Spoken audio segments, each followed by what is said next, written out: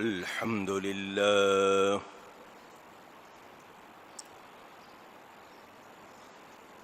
الحمد لله رب العالمين والعاقبة للمتقين والصلاة والسلام على رسوله سید المرسلین رحمت للعالمین شفیع المذنبین سید الاولین والآخرین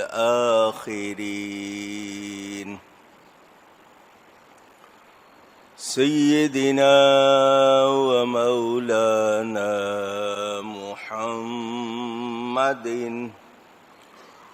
رسول رب العالمین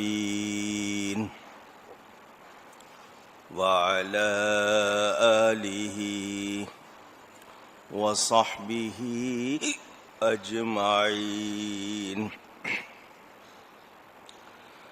أما بعد فأعوذ بالله من الشيطان الرجيم. بسم الله الرحمن الرحيم. ألم تر إلى ربك كيف مد الظل ولو شاء لجعله ساكنا ثم جعلنا الشمس عليه دليلا ثم قبضناه إلينا قبضا يسيرا صدق الله العلي العظيم. محبت کے ساتھ ایک مرتبہ دروشی پڑھ لیجئے. اللهم صل على سيدنا ومولانا محمد معدن الجود والكرم وآله وصحبه وبارك وسلم. الصلاة والسلام عليك يا رسول الله. الصلاة والسلام عليك يا حبيب الله. الصلاة والسلام عليك يا رحمة للعالمين وعلى آلك وأصحابك يا شفيع المذنبين.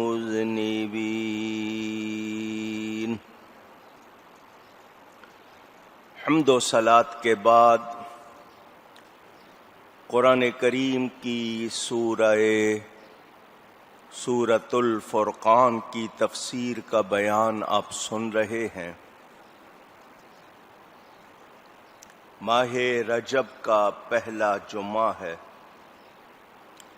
اللہ تعالی ہم سب کو اس مقدس مہینے کی برکات عطا فرمائے اور ہم سب کی بخشش فرمائے.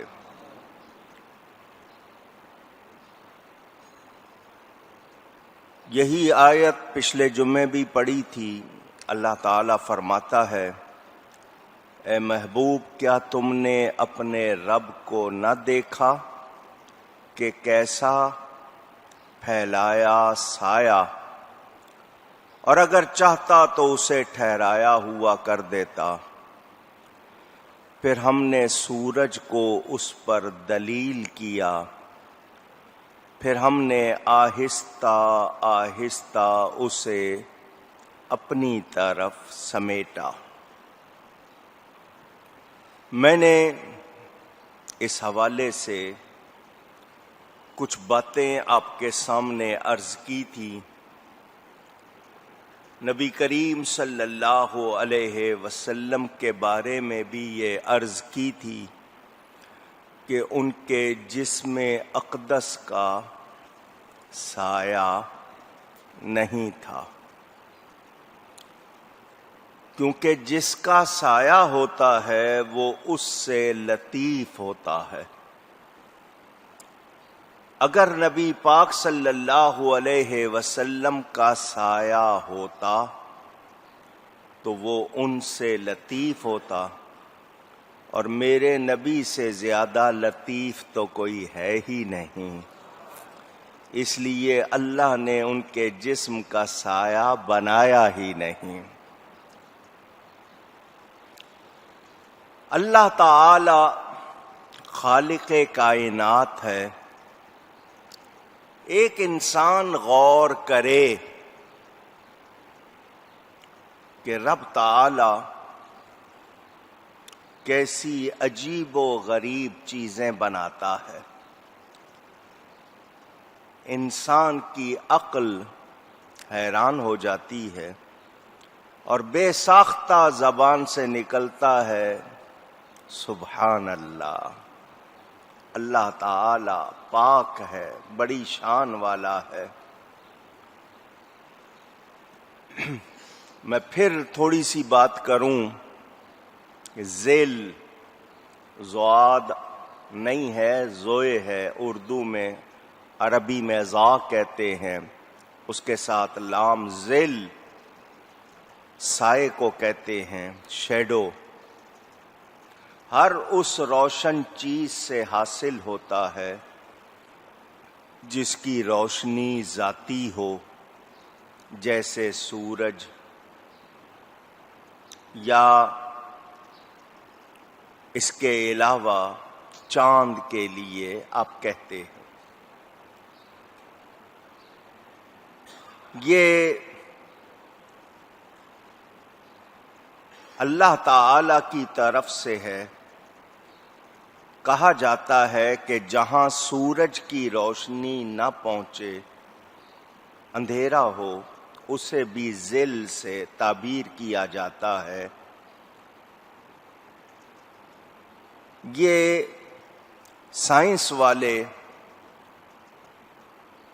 بڑی اس پر بحث کرتے ہیں، اور ان کے ہاں اس کے حوالے سے بہت سی باتیں ہیں. اللہ فرما رہا ہے کہ ہم نے رات کے وقت عالم میں زمین کا سایہ وسیع کر دیا، جس سے اندھیرا ہو گیا.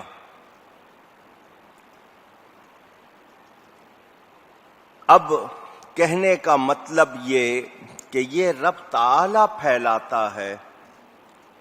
رات اور دن کون یہ اس کا خالق، یہ کارخانہ قدرت کون چلاتا ہے؟ اللہ تعالی.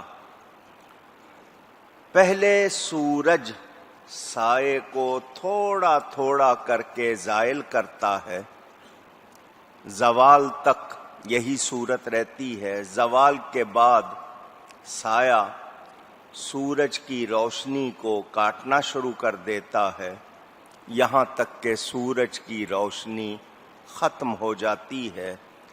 اور یہ سلسلہ سورج کے زوال سے شروع ہو کر غروب ہونے تک جاری رہتا ہے. یعنی وہ ظل، وہ سایہ جو سورج کی روشنی کا ناسخ ہوتا ہے، اسے فی بھی کہتے ہیں. مشرق سے سورج کو اللہ تعالی نکالتا ہے، اس کا اس نے راستہ مقرر کیا ہوا ہے. سورہ یاسین میں آپ پڑھتے ہیں کہ اللہ تعالی نے سورج کے لیے اس کا راستہ مقدر کیا ہوا ہے، مقرر کیا ہوا ہے. یہ ظل کا تعلق زوال تک رہتا ہے. اب معنی کیا ہوا کہ اللہ تعالی نے کیسے سائے کو پیدا فرمایا، پہاڑوں، مکانوں، بلڈنگوں، درختوں سے جب سورج آگے بڑھتا ہے، نمایاں ہوتا ہے، تو اللہ تعالی اپنی قدرت بیان فرما رہا ہے۔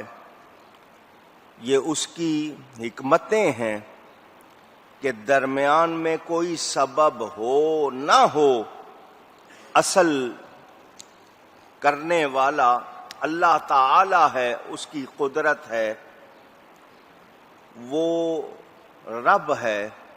وَلَوْ شَاءَ، جو چاہتا ہے، اور اگر چاہتا ٹھہرا دیتا، چلاتا ہے۔ یہ رب تعالی کی قدرت ہے۔ میرے دوستو اور بزرگوں، خارجی طور پر باہر سے کسی چیز کو اس میں دخل نہیں ہے، یہ خالص رب تعالی کی قدرت ہے جو وہ ایسا کرتا ہے۔ یہ اتنا بڑا کام اس کی قدرت پر دلیل ہے کہ ہم نے اسے زائل کیا، ہم نے دراز کیا، پھیلایا، پھر ہم نے ہی اسے مٹا دیا۔ کوئی اور ایسا کر سکتا نہیں۔ یہ اللہ کی قدرت اور مشیت سے ہوا۔ معلوم کیا ہوا کہ بکھری ہوئی شے کی طرح ہے سایہ جسے سمیٹ لیا گیا۔ یہ سمیٹنے کا کام، پھیلانے کا کام رب تعالی کرتا ہے۔ میرے دوستوں اور بزرگوں، سمیٹنا تھوڑا تھوڑا کر کے ہے۔